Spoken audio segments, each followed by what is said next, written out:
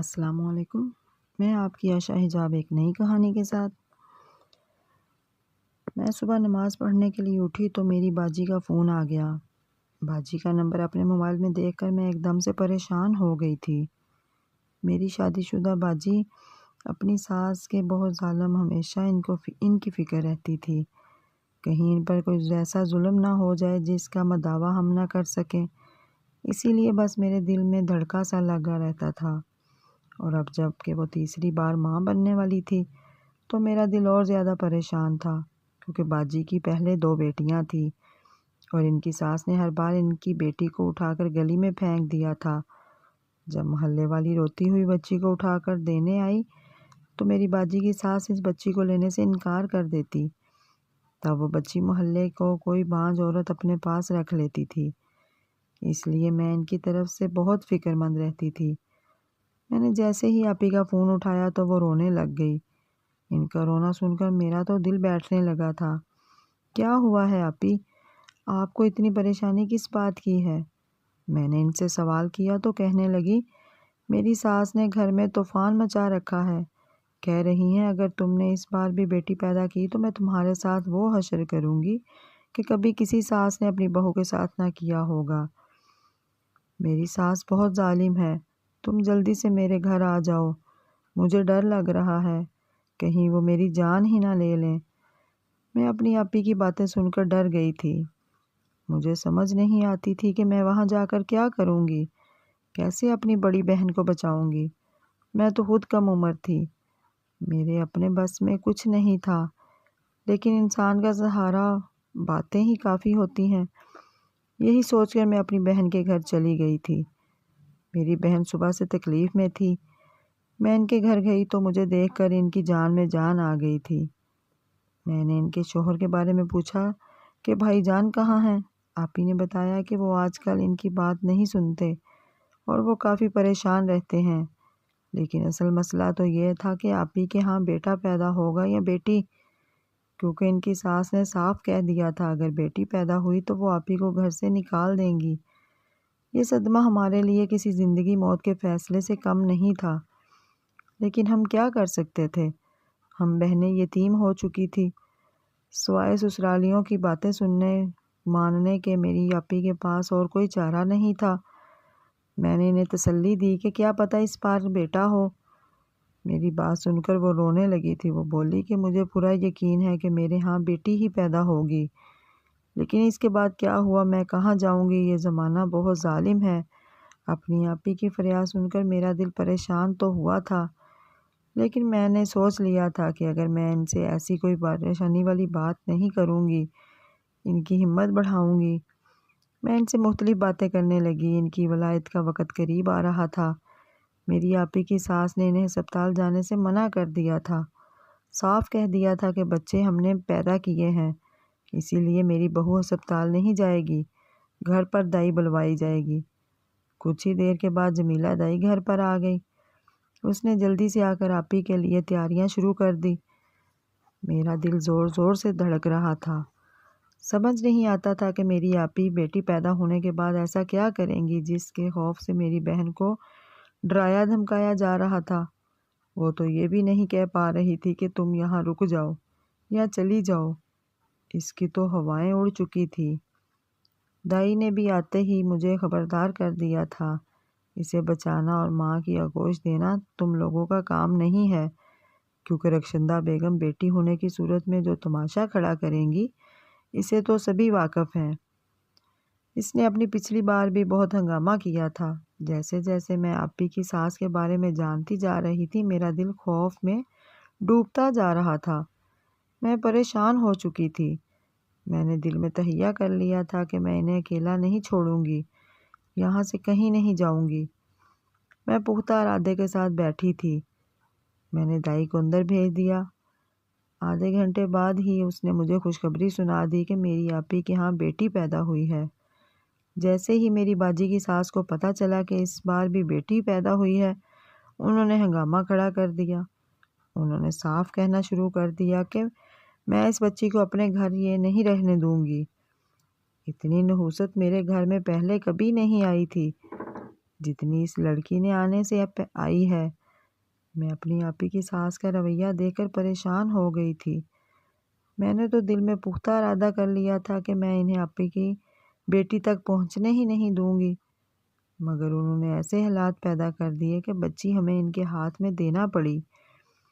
مگر ہم یہ نہیں جانتے تھے کہ یہ عورت اس قدر ظالم ہوگی کہ سچ مچ بچی کو اٹھا کر گھر سے باہر لے جائے گی۔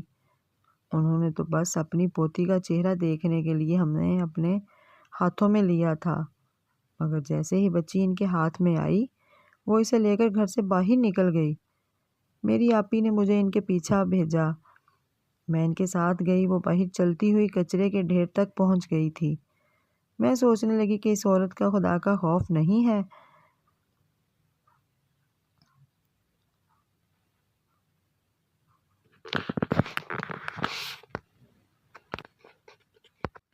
جو ایک نامولود بچی کو، جسے سردی سے بچانے کے لیے محض ہلکا سا کمبل اس کے گرد لپیٹا تھا، وہ اسے لے کر کچرے کے ڈھیر کی طرف بڑھ رہی تھی۔ میں نے انہیں روکنے کے لیے آوازیں دی، مگر وہ تو جیسے اپنے کانوں سے بہری ہو چکی تھی۔ جیسے ہی وہ کچرے کے ڈھیر کے قریب پہنچی، انہوں نے اپنی نامولود پوتی کو کسی بے جان چیز کی طرح اچھالتے ہوئے کچرے کے ڈھیر میں پھینک دیا تھا۔ یہ منظر میری آنکھوں کے سامنے ہوا تھا۔ یہ ایک بڑا ہی دل خراش منظر تھا، جسے میں جتنا بھی بھلانا چاہوں اپنے ذہن سے مٹا نہیں پاتی۔ خالہ، کچھ تو خدا کا خوف کریں، یہ آپ نے کیا کیا؟ وہ اپنی انگلی ہوا میں لہراتے ہوئے بولی، اگر تم نے اس بچی کو یہاں سے اٹھانے کی کوشش کی تو مجھ سے برا کوئی نہیں ہوگا۔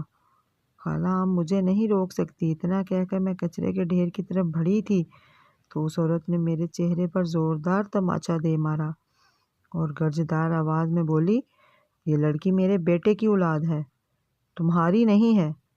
تمہارا اس میں کیا ہے جو تمہیں تکلیف ہو رہی ہے؟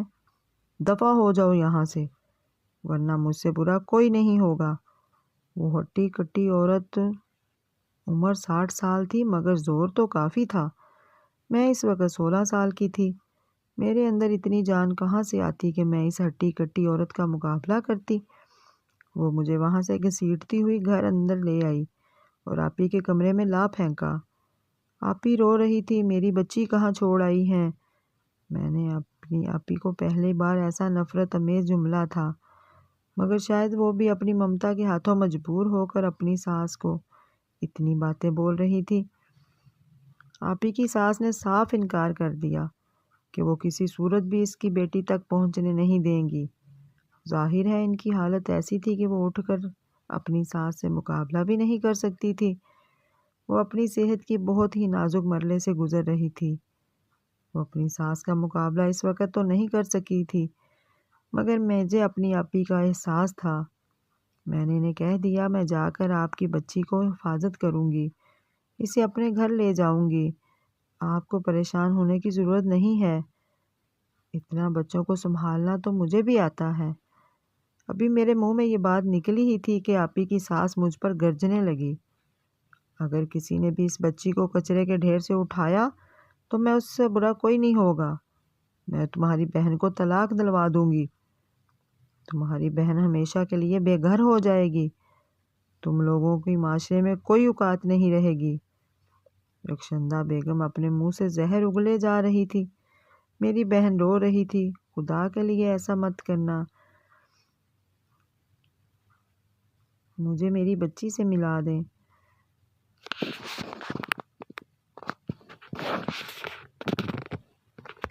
وہ میری اولاد ہے، میں اسے کچرے کے ڈھیر پر نہیں رہنے دوں گی۔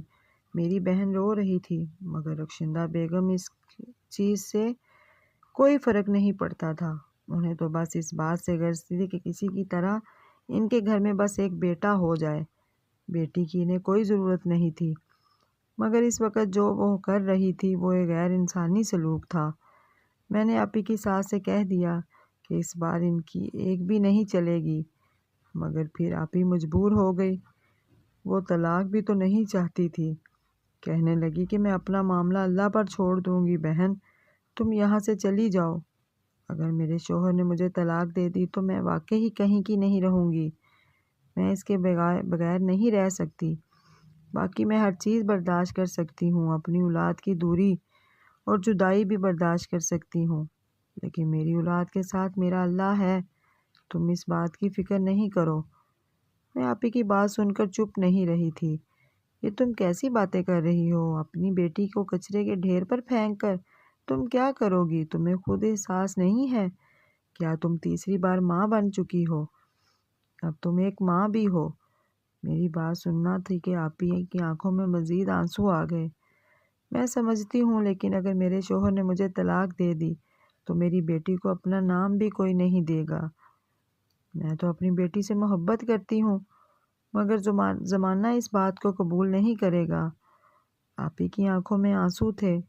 اتنے میں ان کا شوہر بھی گھر کے اندر داخل ہو گیا تھا۔ مجھے بھائی جان سے یہ امید نہیں تھی، وہ ضرور اپنی بیوی کا ساتھ دیں گے۔ طلاق والا معاملہ ان کی ماں کا ان سے پوچھے بغیر ہی بول دیا تھا، مگر مجھے اس وقت حیرت ہوئی اور مایوسی ہوئی جب بھائی جان نے اندر داخل ہوتے ہی اپنی ماں کی باتوں کی تائید کی اور کہنے لگے، میری اماں ٹھیک کہہ رہی ہیں، اگر تم نے اس کچرے کے ڈھیر سے اپنی بیٹی کو اٹھایا تو میں تمہیں طلاق دے دوں گا، اور اگر تمہاری بہن نے بھی اس طرح بچی کو اٹھایا تو میرا فیصلہ نہیں بدلے گا۔ میں اپنے بہنوئی کی باتیں سن کر حیران رہ گئی تھی، مگر اس وقت میں ان سے کوئی بحث نہیں کر سکتی تھی۔ میں نے ان سے کہہ دیا تھا کہ اللہ تعالیٰ آپ کے ساتھ بہتری کا معاملہ کرے گا۔ آپ اپنی بیوی اور بچی کی حفاظت بھی نہیں کر سکتے، مگر وہ میری کوئی بات سننے کو موڈ میں نہیں تھے۔ کہنے لگے کہ تم یہاں سے چلی جاؤ تو بہتر ہوگا، تم اپنی بہن کا گھر برباد نہ کرو، کیونکہ ہم جانتے ہیں ہم نے اپنے گھر میں کیا کرنا ہے۔ میں ان لوگوں کی باتیں سن کر بہت دل برداشتہ ہوئی۔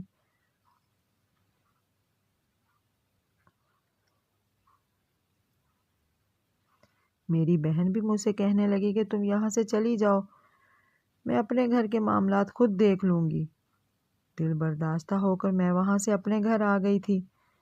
میری بہن کی ساس کی نظریں میرے اوپر ہی تھی، کہیں کچرے کے ڈھیر سے میں اس بچی کو نہ اٹھا لوں اور جا کر اپنے گھر میں نہ رکھ لوں۔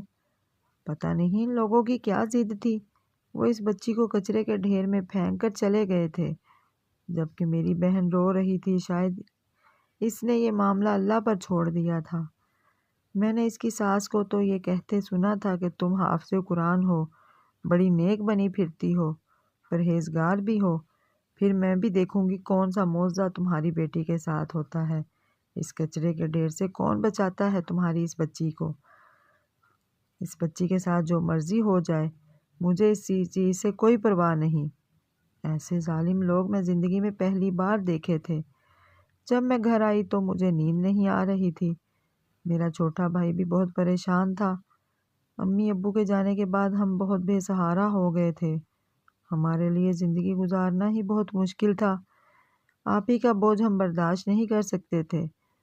بس میں اور وہ دونوں ہی مل کر اپنی بہن کے لیے دعا کرنے لگے۔ کافی دیر گزر گئی تھی، صبح سے شام ہونے والی تھی، مگر آج تو اپنی بہن کا غم بھی مجھے ستا رہا تھا۔ مجھ سے رہا نہیں جا رہا تھا کہ میں اپنے گھر میں سکون سے بیٹھوں یا نیند پوری کر سکوں۔ میں نے اپنے بھائی سے کہا کہ کیوں نہ ہم آپی سے ملنے چلتے ہیں، بلکہ آپی کی یا بیٹی کو اٹھا کر اپنے گھر لے آئیں۔ بھائی کہنے لگا، وہ کہاں اب تک زندہ ہوگی؟ چھوٹی سی بچی نو مولود جسے ماں کی محبت اور جسم کی گرمی چاہیے تھی، وہ بچی کچرے کے ڈھیر پر پڑی پڑی کیسے زندہ رہ سکے گی؟ تو اب تک اس کی دنیا سے جا چکی ہوگی۔ اللہ نے اس کی ننھی روح کو اپنے پاس بلا لیا ہوگا۔ میرا دل بھی یہی کہہ رہا تھا۔ میں پریشان تو تھی، مگر اپنے بھائی کو یہ بات جتانا نہیں چاہتی تھی کہ میرے دل میں کوئی غم ہے۔ میں اور میرا بھائی دونوں ہی اپنے گھر سے نکلے۔ ہمارا رخ اپنی بہن کے گھر کی طرف تھا۔ میرے ذہن میں تھا کہ سب سے پہلے کچرے کی ڈھیری کو دیکھوں گی، اس میں اپنی بھانجی تلاش کروں گی، مگر جیسے ہی ہم لوگ وہاں پہنچے، ان کے گھر کے باہر موجود کچرے کی ڈھیری پر نظر پڑتے ہی میرے اور میرے بھائی کے قدموں تلے سے زمین نکل گئی۔ مارے حیرت کی آنکھیں ایک پھٹی کی پھٹی رہ گئی، کیونکہ جب میں یہاں گئی تب تو اس ڈھیری پر میری بہن کی بچی پڑی تھی، مگر اب جو منظر دیکھ رہی تھی وہ ناقابل یقین تھا۔ میری بہن کی ساس کچرے کی ڈھیری پر تھی، مگر وہ بے ہوش یا پھر مردہ نہیں تھی۔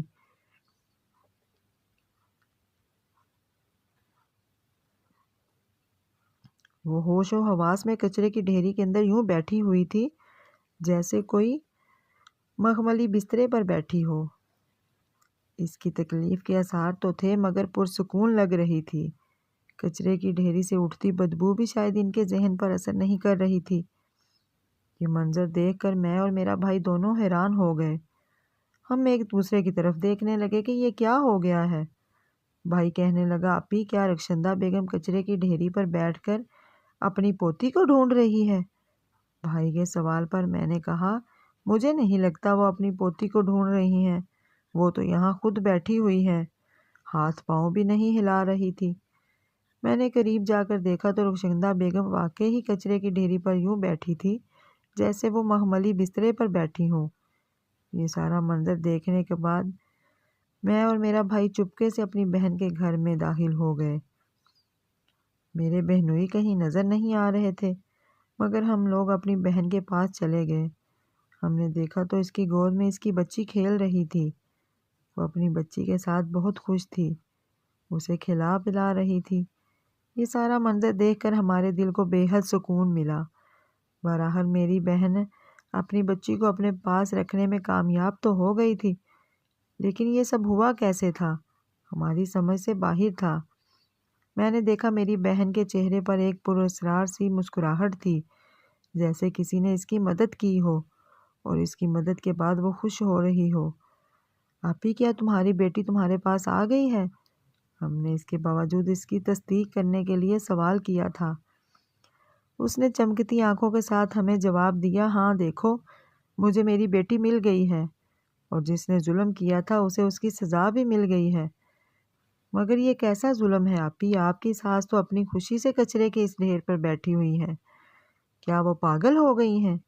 نہیں نہیں، وہ پاگل نہیں ہوئی، وہ تو ہوش و حواس میں ہے، لیکن وہاں کیوں بیٹھی ہیں یہ سن کر تمہیں یقین نہیں کر پاؤ گی۔ تمہیں لگے گا کہ تم کوئی کہانی سن رہی ہو یا کسی فلم کا کوئی منظر دیکھ رہی ہو، مگر یہ حقیقت ہے۔ ایسا کیا ہوا آپی؟ مجھے تفصیل میں بتاؤ، میں چاہتی ہوں میرا بھی ایمان مضبوط ہو جائے۔ اور بھائی دونوں آپی کے ساتھ بیٹھ گئے۔ ہم دونوں ان سے کافی چھوٹے تھے، بڑوں سے یوں بھی سیکھنے کی بہت کچھ ملتا ہے۔ تبھی آپی نے ہمیں جو بات بتائی اس نے تو ہمارے روح کنڈے کھڑے کر دیے، ہمیں حیران و پریشان کیا۔ بات کچھ نہیں تھی، بات تو صرف اللہ پر بھروسہ کرنے کی ہے۔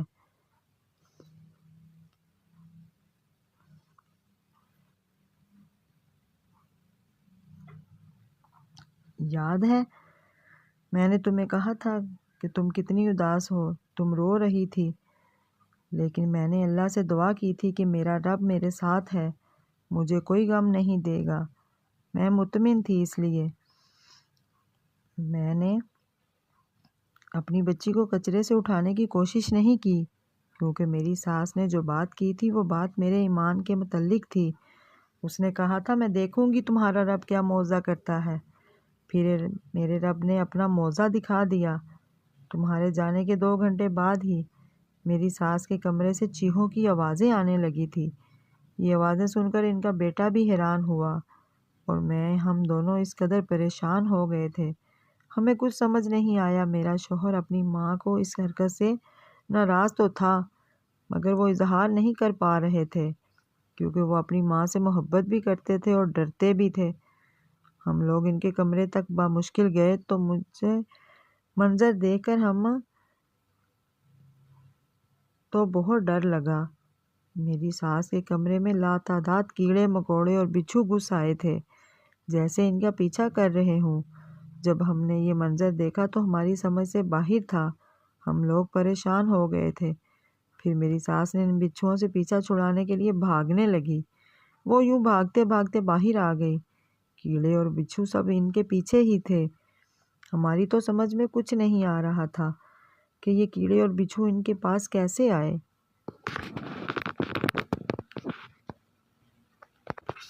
وہ میری سانس کا اس طرح پیچھا چھڑانے کے لیے بھاگ رہی تھی اور وہ میری سانس کے پیچھے پیچھے بھاگتے باہر آ گئے تھے۔ بچھو ان کے پیچھے تھے۔ ہماری تو سمجھ میں نہیں آ رہا تھا یہ کیڑے ان کے پیچھے کیوں بھاگ رہے ہیں۔ بھاگتے بھاگتے میری سانس باہر کچرے پر جا کر بیٹھ گئی۔ تب ان بچھوؤں نے، کیڑے مکوڑوں نے ان کا پیچھا کرنا چھوڑ دیا، لیکن ہم انہیں مارتے تو کتنے مار سکتے تھے۔ ان کی تعداد بہت ساری تھی، یہاں تک کہ میری سانس کو کچرے کے ڈھیر پر بیٹھنا پڑا۔ اب یقین مانو جیسے ہی وہ کچرے کے ڈھیر سے اترتی ہیں وہ بچھو واپس آ جاتے ہیں اور ان کے ارد گرد گھیرا بنا لیتے ہیں۔ اس بات کی تو مجھے بھی نہیں سمجھ آ رہی کہ وہ کیڑے مکوڑے کہاں سے آئے، لیکن جو میں تمہیں بتا رہی ہوں ہم نے وہ اپنی آنکھوں سے دیکھا ہے۔ میری سانس کی مجبوری بن گئی ہے اس کچرے کے ڈھیر پر بیٹھنا، کیونکہ اگر وہاں نہیں بیٹھیں گی تو ان کے لیے کیڑے مکوڑوں کی غذا بننا زیادہ مشکل نہیں ہوگا۔ یہ سن کر میں اور میرا بھائی دونوں ہی حیران رہ گئے تھے۔ سچ بات تو یہ ہے، اللہ تعالیٰ جب اپنا معجزہ دکھانے پر آتا ہے تو انسان کی عقل دنگ رہ جاتی ہے اور انسان بے بس ہو جاتا ہے۔ آپ کو آج کی میری کہانی کیسی لگی؟ کمنٹ باکس میں ضرور بتائیے گا۔